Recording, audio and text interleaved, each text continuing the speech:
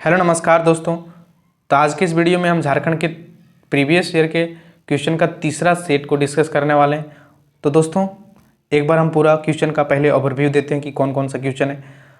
तो देश के कुल खनिज संसाधनों का कितना प्रतिशत भाग झारखंड में है? झारखंड में कौन सा खनिज का भंडार है जो 26% है? किसका? देश के कुल संचित भंडार का। 2011 सेंसस के अनुसार झारखंड की लिटरेसी रेट क्या है? मैथन डैम कहाँ है? अरुणा मिश्रा किस खेल से संबंधित है? लांस नायक किस युद्ध में मृत्यु हुई थी? प्रेजेंट समय में गवर्नर कौन है? कौन सा फेस्टिवल है सो अनमेरिड गर्ल के द्वारा मनाया जाता है, यानी अविवाहित महिलाओं के द्वारा मनाया जाता है अपनी अच्छी प्रजनन क्षमता और परिवार के लिए? सरदारी आंदोलन का कारण क्या था? टाना भगत आंदोलन कब शुरू हुआ था? अंग्रेजों के खिलाफ हथियार उठाने वाले पहले नेता कौन थे? झारखंड की कृषि अर्थव्यवस्था की कौन सी इनमें से विशेषता है? छऊ डांस का विकास झारखंड में कहाँ हुआ था? ओरांव कोम्ब क्या है? कौन सा झारखंड का कौन सा लोक नृत्य का नाम है जो एक पेड़ के नाम पर रखा गया है? कौन सा डांस है जो कि विवाह के समय किया जाता है? इनमें से कौन सा भाषा है जो हिंदी आर्यन भाषा से नहीं रिलेट करता है? ओल चिकी का किसने विकास किया था? संथाली स्क्रिप्ट ओल चिकी का किसने विकास किया था? एस्बेस्टस मेन रूप से कहाँ पाया जाता है? 2011 जनगणना के अनुसार झारखंड के किस डिस्ट्रिक्ट का पॉपुलेशन सबसे कम है? चुटुपालू भेलू कहाँ पर स्थित है? इनमें से आपको गलत चुनना है। झारखंड में कितने प्रतिशत भाग पर वन पाए जाते हैं? झारखंड में किस प्रकार का वन पाया जाता है? लावलंग वन्य अभयारण्य कहाँ पर स्थित है? झारखंड में कितने बार प्रेसिडेंट रूल लागू हो चुके हैं? झारखंड में कृषि योग्य भूमि कितना प्रतिशत है? झारखंड में नकदी फसलों के लिए उपयोग किए जाने वाली खेती की भूमि की हिस्सा क्या है? नवीकरणीय ऊर्जा के विकास के लिए झारखंड में किस एजेंसी की स्थापना की गई है? तो दोस्तों इन सारे क्वेश्चन को हम एकदम पूरे एक्सप्लेनेशन के साथ डिस्कस करेंगे, सारे ऑप्शन के साथ। तो पहला क्वेश्चन है कि Jharkhand is home to over India total mineral resources. तो देश के कुल मिनरल रिसोर्सेज का कितना भाग झारखंड में पाया जाता है? तो दोस्तों 40% भाग है, 40% है। देश के कुल मिनरल्स का 40% हिस्सा है जो झारखंड में पाया जाता है। इसलिए झारखंड को क्या कहा जाता है? भारत का रूर कहा जाता है। भारत का रूर कहा जाता है, रूर कहा जाता है, इसलिए भारत का रूर कहा जाता है।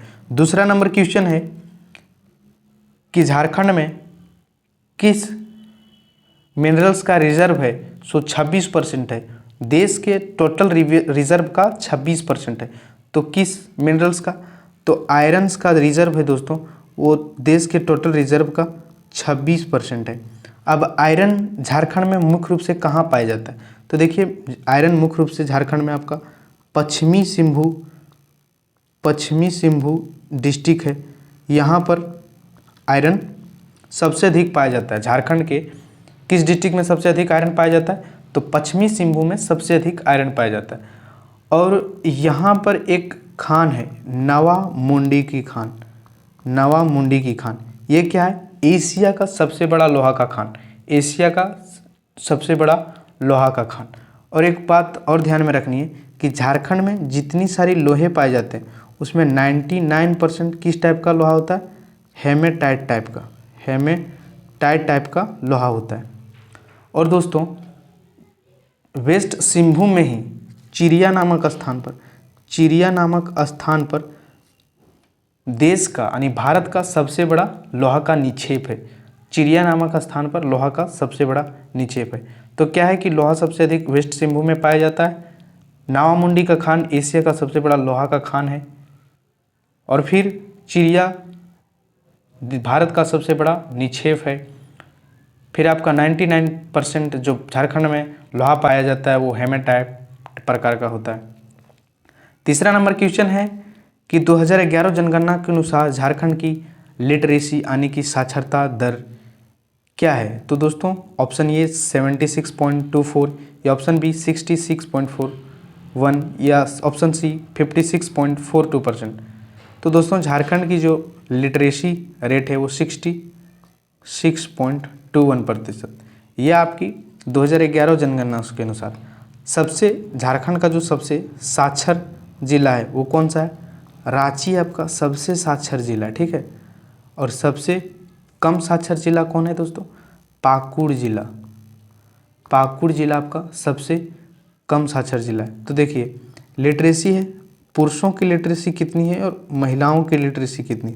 तो पुरुषों की जो लिटरेसी रेट है वो 76.8% है और महिलाओं की जो लिटरेसी रेट है वो 55.4% है, ठीक है।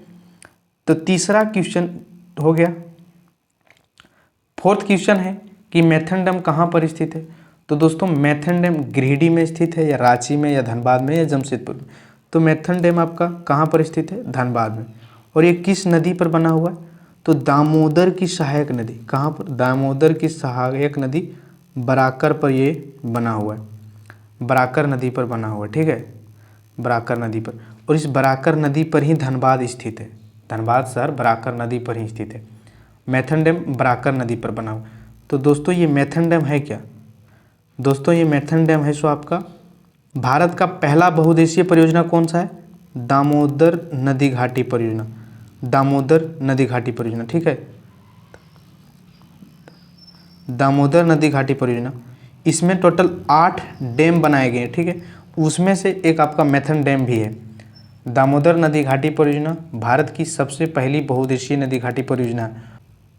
फिर अगला क्वेश्चन है, अरुणा मिश्रा एक भारतीय हैं और वो कौन से खेल से संबंधित है दोस्तों?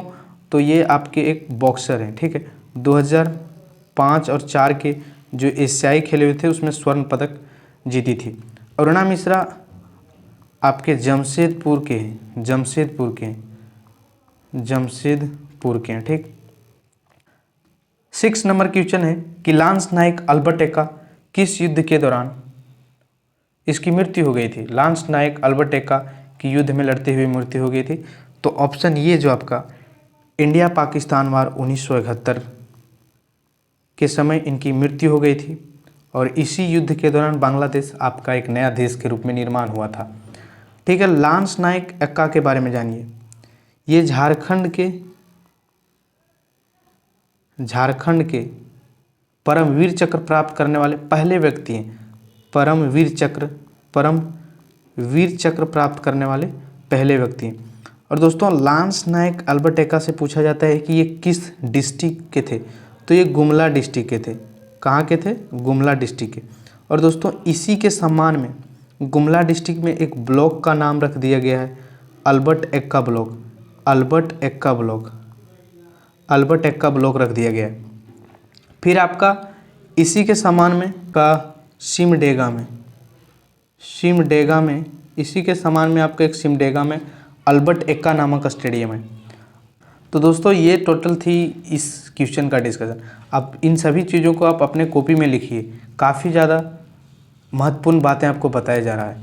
7वां नंबर क्वेश्चन है कि वर्तमान समय में झारखंड के गवर्नर कौन है? तो वर्तमान समय में झारखंड के गवर्नर कौन है दोस्तों? रमेश बैस। बाकी ऑप्शन में देखिए, द्रौपदी मुर्मू झारखंड की पहली महिला गवर्नर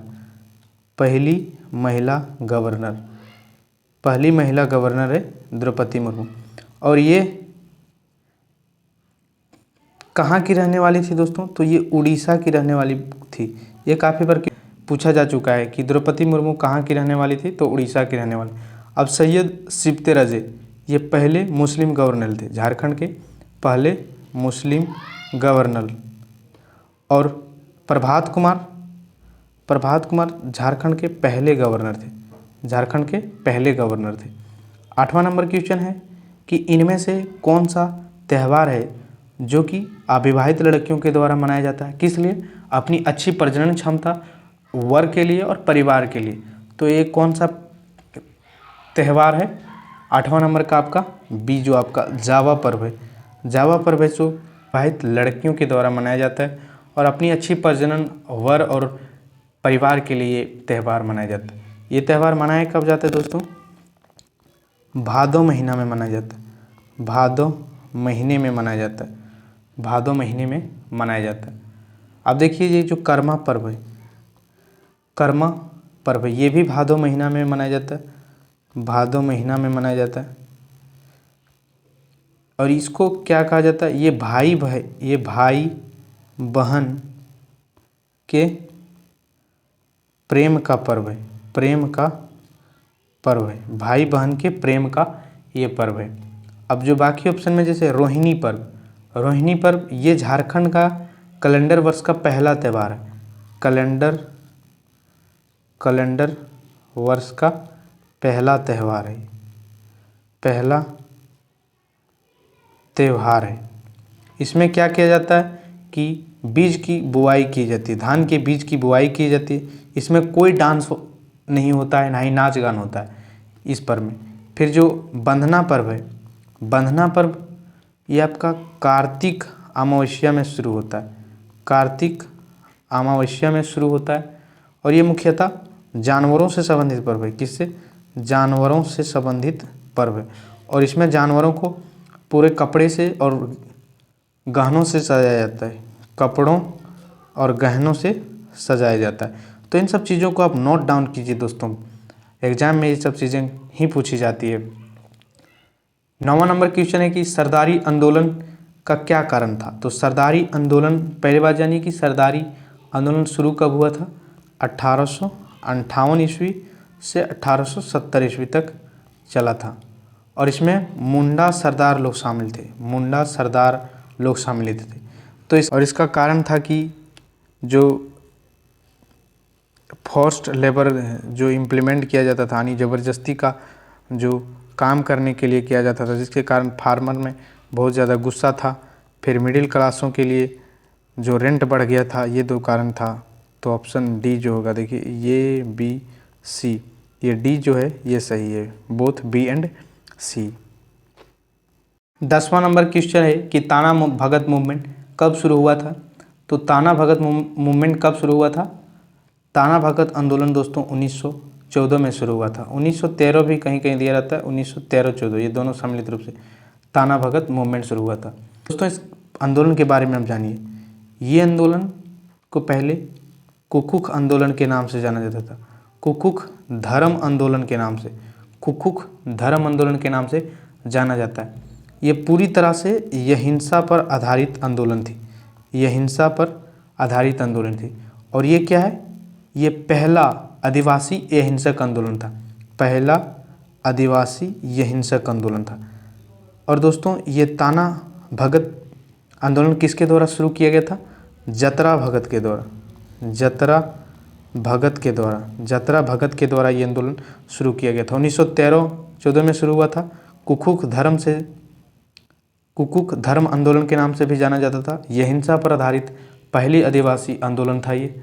और कांग्रेस का जो 1922 में गया अधिवेशन हुआ था, गया अधिवेशन हुआ था, उसमें भाग लिए थे ये आंदोलनकारी, ताना भगत के आंदोलनकारी 1922 के जो गया अधिवेशन हुआ था उसमें भी भाग लिए थे। 11वां नंबर क्वेश्चन है कि अंग्रेज़ों के खिलाफ हथियार उठाने वाले पहले नेता कौन थे। तो दोस्तों अंग्रेज़ों के खिलाफ पहले हथियार उठाने वाले नेता थे आपके तिलक मांझी, ऑप्शन सी सही है। इन्होंने अपने तीर से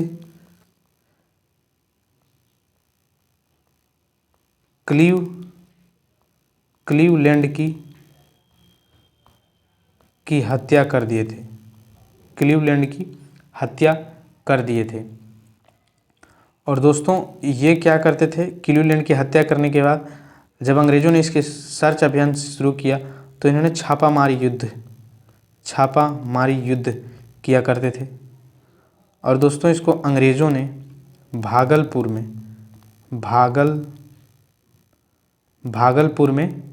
1785 ईस्वी में तिलक मांझी को भागलपुर में 1785 ईस्वी में बरगद के पेड़ पर फांसी पे लटका दिए थे 1785 ईस्वी में। कहाँ पर? भागलपुर में। और बरगद के पेड़ के नीचे इसको लटका दिया गया था। और ये दोस्तों झारखंड के स्वतंत्र सेनानियों में शहीद होने वाले पहले स्वतंत्र सेनानी थे, शहीद होने वाले पहले स्वतंत्र सेनानी थे। 12वां नंबर क्वेश्चन है कि झारखंड कृषि अर्थव्यवस्था की विशेष विशेषताओं का वर्णन कीजिए। Dependency on nature. तो देखिए दोस्तों, झारखंड की जो कृषि अर्थव्यवस्था है वो तो आप जानते हैं कि प्राकृतिक पे निर्भर करती है। यदि वर्षा नहीं हुई तो खेती की पैदावार है सो कम हो जाती है। यहाँ पर लो इन्वेस्टमेंट भी है, कृषि के क्षेत्र में बहुत कम निवेश किया गया है। फिर एक मुख्य फसल के रूप में सिर्फ धान उगाया जाता है, ये भी बात है। फिर सिंचाई की पर्याप्त व्यवस्था नहीं है। तो इन सभी बात आपके झारखंड की कृषि अर्थव्यवस्था के बारे में सही है। तो ऑप्शन डी आपका सही है, ऑल ऑफ दीज। 13वां नंबर क्वेश्चन है कि छऊ के 3 शैली देखी जाती है, उन्हें उन स्थानों के नाम नामित किया जाता है जहां वे विकसित हुए थे। तो झारखंड में किन स्थान पर छऊ डांस विकसित हुआ है? तो दोस्तों, सरायकेला खरसावा क्षेत्र में झारखंड के छऊ डांस का विकास हुआ है। तो छऊ डांस के 3 स्टाइल हैं। एक आपका जो सरायकेला खरसावा स्टाइल है, एक आपका पुरुलिया साइड में पुरुलिया स्टाइल है छऊ डांस का, एक उड़ीसा के मयूरभंज है। तो मयूरभंज स्टाइल, ये 3 स्टाइल है छऊ डांस की। छऊ डांस झारखंड का एक ऐसा नृत्य है, झारखंड का एक ऐसा लोक नृत्य है जिसे अंतर्राष्ट्रीय ख्याति प्राप्त है। छऊ डांस में क्या होता है कि आपकी गुरु की उपस्थिति अनिवार्य होती है, और छऊ डांस मुख्य रूप से पुरुष प्रधान नृत्य है, पुरुष प्रधान नृत्य है। और दोस्तों, विदेश की धरती में इसका प्रदर्शन करने वाले पहले व्यक्ति थे 1938 में किए थे सुदेंदु नारायण सिंह। किसने? सुदेंदु नारायण सिंह। तो क्या क्या इस चीज़ में हम बताएं कि 3 स्टाइल है, पुरुलिया स्टाइल, मयूरभंज स्टाइल और सरायकेला खरसावा स्टाइल।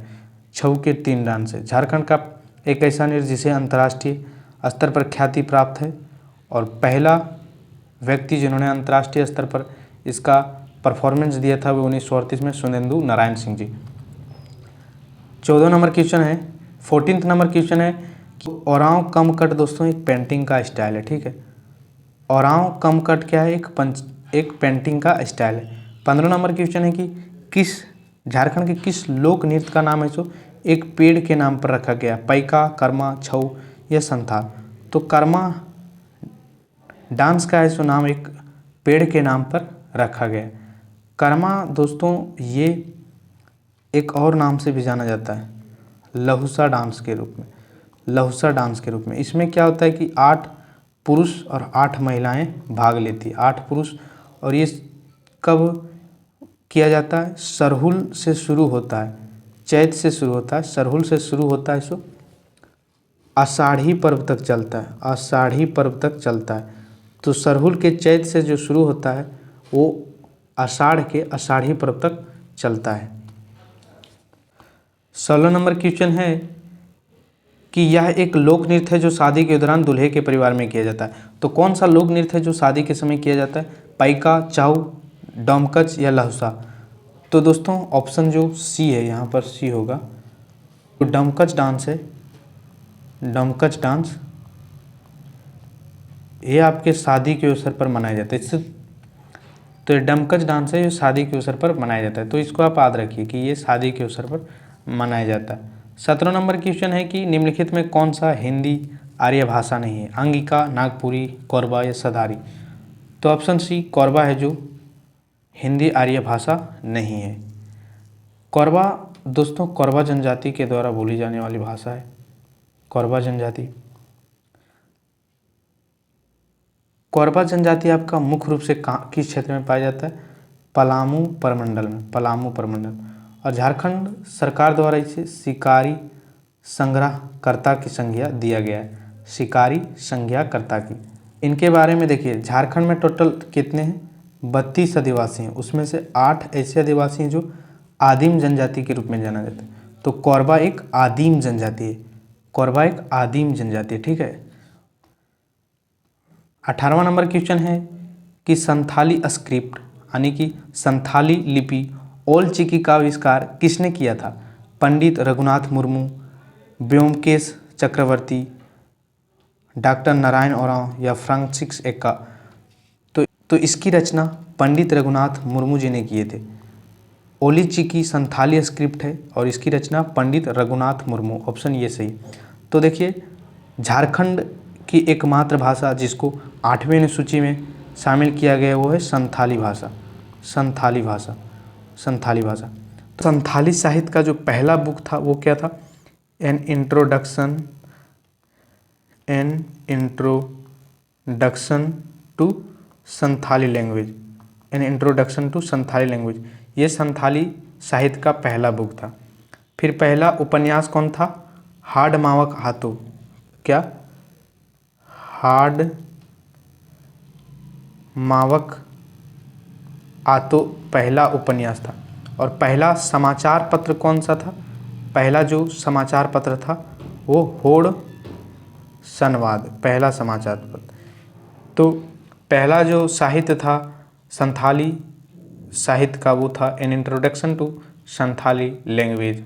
पहला उपन्यास था हाड़ मावक आतो। पहला समाचार पत्र था होड़ संवाद। तो इन सब चीज़ों को आप नोट डाउन जरूर कीजिएगा।